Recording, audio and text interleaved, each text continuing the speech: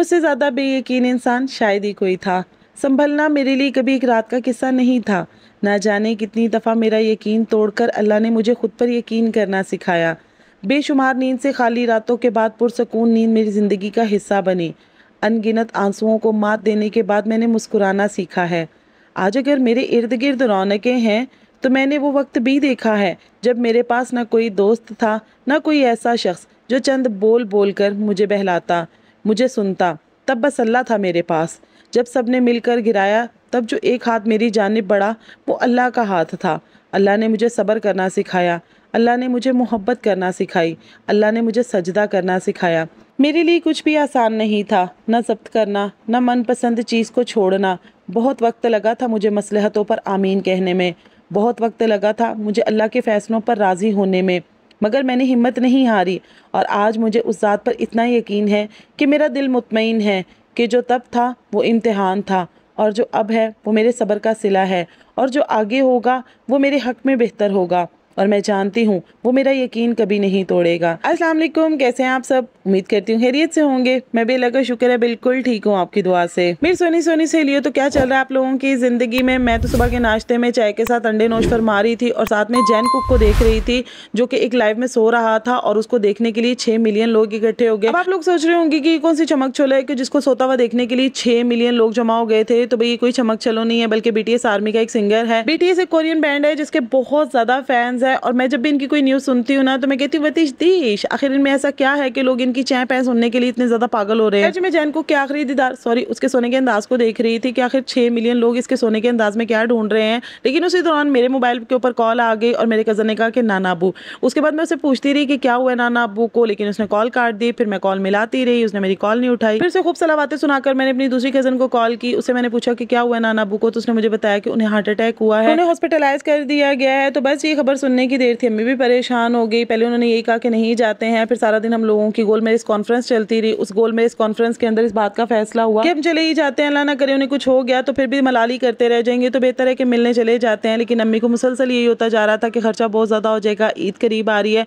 मैंने कहा अम्मी अल्लाह का नाम लेते हैं, चलते हैं, कोई बात नहीं, अगर पैसे खत्म हो गए ना हम पैदल आ जाएंगे, कोई बात नहीं, भी एक कंटेंट बन जाएगा, मैं वायरल हो जाऊंगी। खैर जी, मैंने बड़े पूरे इत्मीनान होकर पैकिंग की कि भाई मेरे पास तो सब कुछ है, ना मुझे कपड़े बनाने की जरूरत है, ना मुझे जूते लेने की जरूरत है, सब कुछ मेरे पास मौजूद है। लेकिन हमारा कोई काम आसानी से हो जाए ये हो ही नहीं सकता है। जाते जाते मुझे ये याद आ गया कि मेरा तो जूता टूटने वाला है, अगर मैं इसी जूते में गाँव चली गई तो वहां जाकर फिर मुझे प्रॉब्लम हो जाएगी। मैंने तो सफर करना है पहाड़ी इलाकों का और वहां पर चलते हैं ज्यादातर जॉगर्स, लेकिन मैं जॉगर्स नहीं लेके जा सकती। एक तो गर्मी है, दूसरा मेरे पाँव बहुत ज्यादा सूजते हैं, तो जॉगर्स तो मैं बिल्कुल भी वेयर नहीं कर सकती हूँ। तो फिर मैंने सोचा कि मैं जाकर जूता ले ही आती हूँ। अम्मी ने कहा अगर अपना लेने जा रही हो तो फिर साथ में मेरा भी ले आओ। तो भाई यहाँ पर मुझे बिल्कुल भी कोई जूता पसंद नहीं आ रहा था। जाते जाते पट्टे के ऊपर जितनी भी जूतियां मुझे 400 रुपए की नजर आ रही थी ना शॉप के अंदर, वो मुझे 650 रुपए की कह रहा था। फिर क्या था, मेरे अंदर की कंजूस औरत जिंदा हो गई और मैंने 250 रुपए की बचत करते हुए फट्टे के ऊपर आकर 400 में ही वो जूती ले ली। और चेक करें कोई भी फर्क नहीं है, जो शॉप के अंदर जूती थी और जो फट्टे के ऊपर से ली है दोनों सेम ही थी, बस प्राइस का फर्क था। खैर जी, घर आकर मैं फ्रेश हुई, फिर अपनी बहन से बाया उधारा मांगने के लिए चली गई। भाई सब कुछ अपना ही नहीं होता है, कुछ उधार मांग कर भी इंसान जाता होता है।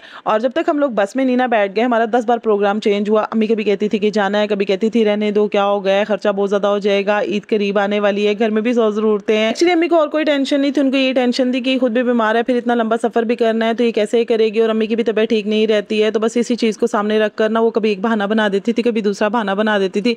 लेकिन मैं अम्मी को बहाना बनाने नहीं दे रही थी, मेरा भी खुद भी बहुत ज्यादा नाना अबू से मिलने को दिल कर रहा था। और मैं अम्मी को कह रही थी अम्मी जी चक दे फट्टे, जिंदगी में कभी ऐसे सरफिरे फैसले भी कर लेने चाहिए, मजा आता है। बस यहाँ पर मैं बस में आकर बैठ गई हुई थी। अच्छा, मुझे बस में नींद बिल्कुल भी नहीं आती है, पूरा रास्ता मैं जागती रहती हूँ। कभी एक मूवी चेंज कर रही थी, कभी दूसरी मूवी चेंज कर रही थी, मुझे एक भी मूवी अच्छी नहीं लग रही थी। हालांकि अक्षय की मूवी मेरी मोस्ट फेवरेट है, लेकिन मुझे ये भी अच्छी नहीं लग रही थी। कलर का हार के करीब पहुंच के फिर हमारा 15 मिनट का रेस्ट आ गया था। पता है कभी कभी इंसान के मुंह से निकली हुई बात बहुत जल्दी पूरी हो जाती है। मैं 2 दिन पहले अम्मी से बात कर रही थी कि अम्मी मैं आजकल काफी यूट्यूबर्स को देख रही हूँ जो नॉर्दर्न एरिया सैर करने के लिए जा रहे हैं। हमारा तो अपना गाँव है KP के, लेकिन हम लोग नहीं जा रहे हैं, तो यूँ करते हैं आप और मैं दोनों चलते हैं। अब मैं इतनी गाली जुबान वाली हुई, मुझे पता ही नहीं था। खैर जी, जिस तरह हम लोग जा रहे थे, अल्लाह ताला इस तरह किसी को भी ना लेकर जाए। यानी कि मेरे नाना अबू बहुत ज्यादा बीमार थे, टेंशन भी थी बहुत ज्यादा। इस मौके पर आकर मुझे बहुत ज्यादा अपने फैसले के ऊपर खुशी हो रही थी कि अच्छा वो मैंने ये वाली सॉफ्टी पहन ली, क्योंकि मेरे पाँव बहुत ज्यादा लटका के सूझ गए हुए थे। तो मैंने अम्मी को यहाँ पर चाय लेकर दे दी थी, बाकी लोग खाने पीने में मसरूफ हो गए थे, तो मैं वॉक करने लग पड़ी। मेरा चाय पीने को भी बिल्कुल दिल नहीं कर रहा था। कॉफ़ी का मैंने पूछा तो कह रहे थे कि कॉफ़ी हमारे पास है नहीं, अगर आपने पीनी है तो कोल्ड कॉफ़ी अवेलेबल है। तो कोल्ड कॉफ़ी पीने का तो मेरा खैर बिल्कुल भी मूड नहीं था। ला करके हमारे 15 मिनट का जो स्टे था ना वो खत्म हुआ और हम लोग वापस बस में आकर बैठ गए थे और इसके आगे 3 घंटे का और सफर था। और मुझे ये 3 घंटे ऐसे लग रहे थे ना जैसे कोई पहाड़ होता है। पता मैं जब भी सफर करती हूँ ना, मैं उन लोगों के बारे में सोचती हूँ जो पाकिस्तान से दूसरी कंट्री सफर करते हैं जहाज में, इतनी देर वो किस तरह से बैठे रहते होंगे। बस में तो चले हमें 15 मिनट का स्टे मिल जाता है, हम 2 जगह पर भी रुक जाते हैं, 3 जगह पर भी रुक जाते हैं।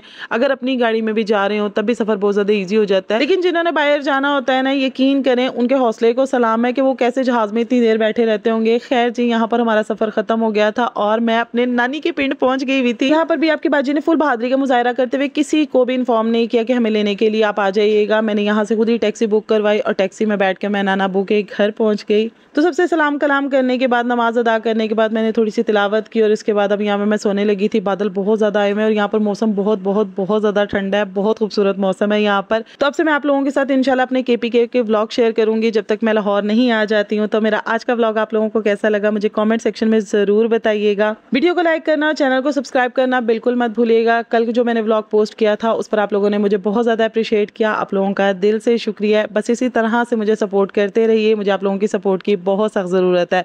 तो बस जी, यहीं पे अपने व्लॉग का इख्तिताम करती हूँ। मिलती हूँ नेक्स्ट टाइम। अल्लाह हाफिज़।